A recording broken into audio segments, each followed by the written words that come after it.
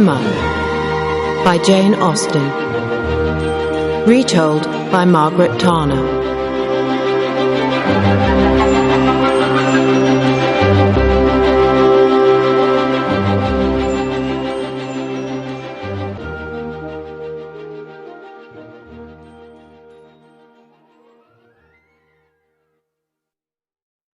Chapter 1. The Polite Society of Highbury. The village of Highbury was in the county of Surrey, and about 16 miles from London. There were several large houses in the neighbourhood. They were owned by the most important people in Highbury. The largest house was called Donwell Abbey. It was about a mile from the village, and it was the home of Mr. George Knightley, who also owned much of the land in Highbury. Mr. Knightley worked hard for the people of the neighbourhood, and everybody liked and respected him. Mr. Knightley's dearest friends were Miss Emma Woodhouse and her father, old Mr. Henry Woodhouse. They lived in a large and comfortable house in Highbury, called Hartfield. Emma and her father were important people in Highbury. Mr. Woodhouse had been a widower for many years. His wife, Emma's mother, had died when Emma was 3 years old. Mr. Woodhouse lived very quietly. He did not often leave his home and call on other people. He worried about his health. He often thought that he was ill. Emma Woodhouse, Mr. Woodhouse's younger daughter, was nearly 21 years old. Because her mother was dead, Emma was in charge of everything at Hartfield. She gave orders to the servants, and she decided how much money was spent. She was also the leader of the polite society in the neighbourhood. Emma Woodhouse was very pretty, very clever, and very rich. She was charming, too, and she had many friends. Emma always thought that she was right. Most of her friends agreed with her. Only Mr. Knightley ever told her that she was wrong. About 5 years earlier, Emma's elder sister, Isabella, had married Mr. Knightley's younger brother, John. John Knightley was a clever lawyer who worked hard. He lived with his wife and 5 children in a large house in London. They all visited Hartfield when they could. It was a cold evening in October. Emma Woodhouse and her father were sitting by the fire after dinner. They both looked sad. That morning, Miss Anne Taylor, who had been Emma's governess and friend for 16 years, had left Hartfield to get married. Miss Taylor had married Mr. Weston, a rich widower. Their home was Randalls, another large house, about half a mile from Hartfield. Mr. Woodhouse hated changes in his life, and Miss Taylor's marriage had made him very unhappy. He sighed.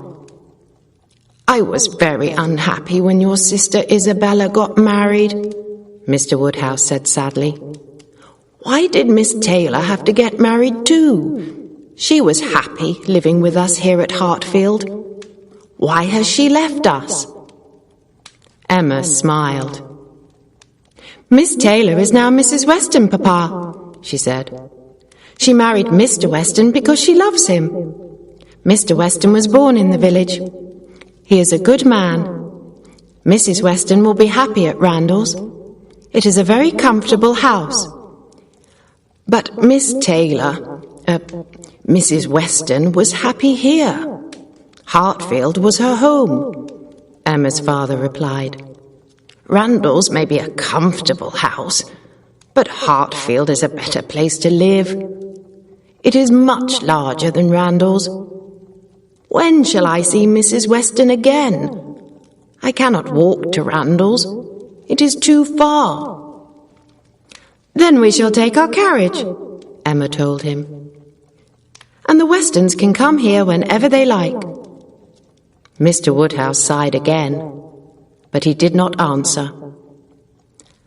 At that moment, Mr. Knightley walked into the room.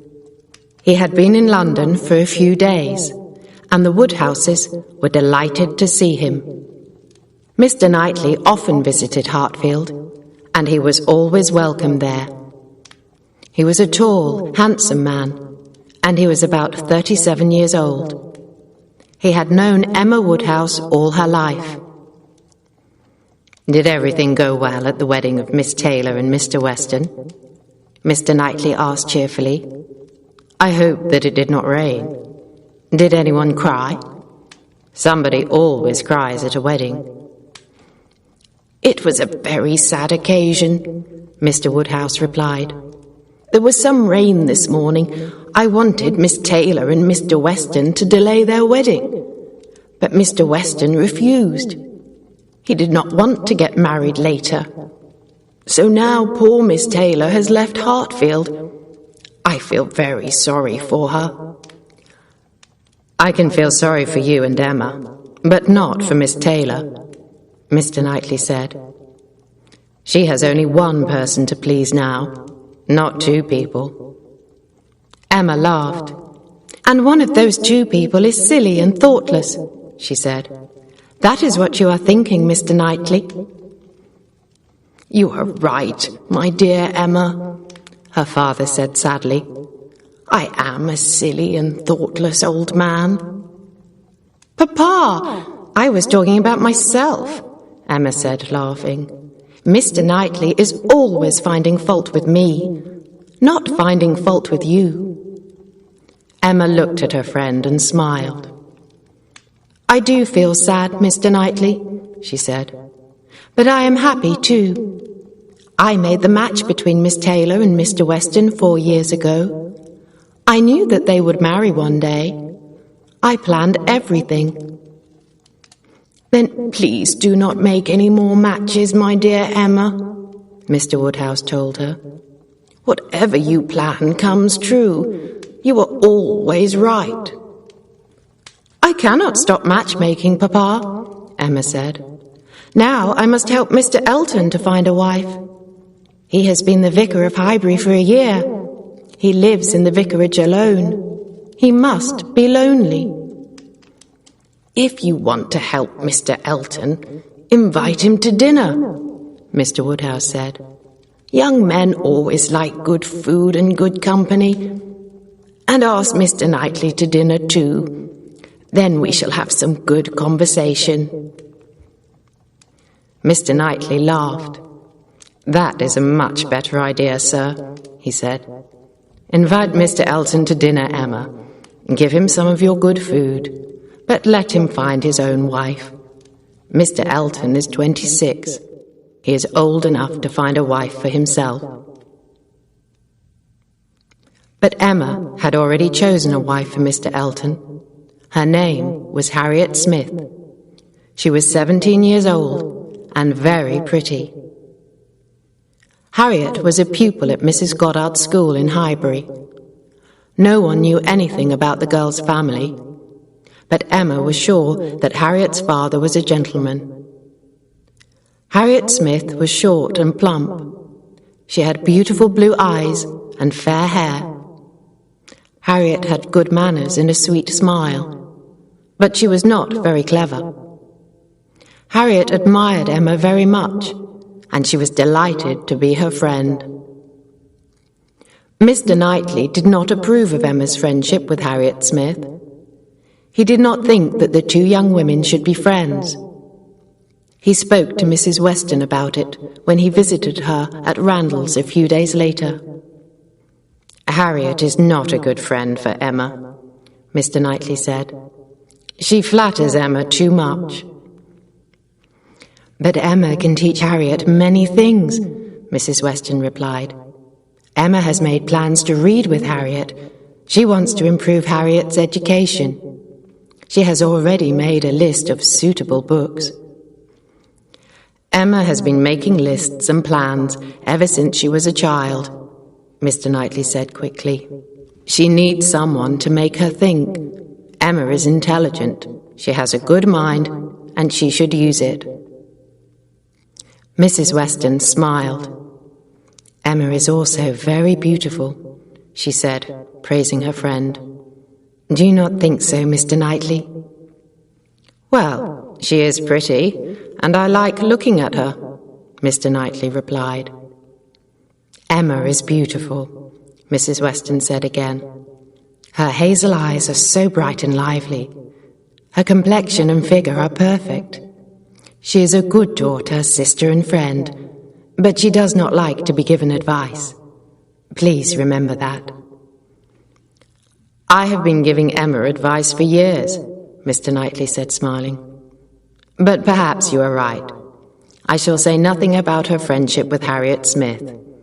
I shall keep my thoughts to myself." Mr. Knightley stood up to leave. "I do think about what will happen to Emma," he added. "She says that she will never marry, but who knows what will happen to her in the future?" Mrs. Weston smiled. Emma and Mr. Knightley were good friends, but nothing more. They were not in love with each other. They were fond of each other. Mrs. Weston was pleased. The Westons had other plans for Emma. Many years before, Mr. Weston had been a soldier. He had been a captain in the army. When he was a young man, he had fallen in love with Miss Churchill. Her family lived in Enscombe, in the county of Yorkshire. The Churchill family was very rich. When Captain Weston married Miss Churchill, her brother and his wife were very angry. 3 years later, Captain Weston's young wife was dead, and he was a widower with a little boy named Frank. Captain Weston's brother-in-law and his wife felt very sorry for the little boy. The Churchills knew that Captain Weston could not look after his young son. They were very rich, and they offered the little boy a fine home and a good education. Captain Weston agreed. Mr. and Mrs. Churchill became Frank's guardians, and they gave him their family name, Churchill. Captain Weston became a merchant when he left the army. He made money in trade. 20 years later, he returned to Highbury. By this time, he was a rich man. He now called himself Mr. Weston. He bought a fine large house called Randalls and lived there alone until his marriage with Miss Taylor. Mr. Weston sometimes went to London and saw his son, Frank Churchill. The young man had never been to Highbury, but he promised to visit his father and his stepmother as soon as he could. Mr. and Mrs. Weston thought that Frank would be a good match for Emma Woodhouse. They wanted the two young people to marry. That was the Westons' plan. But they kept these thoughts to themselves.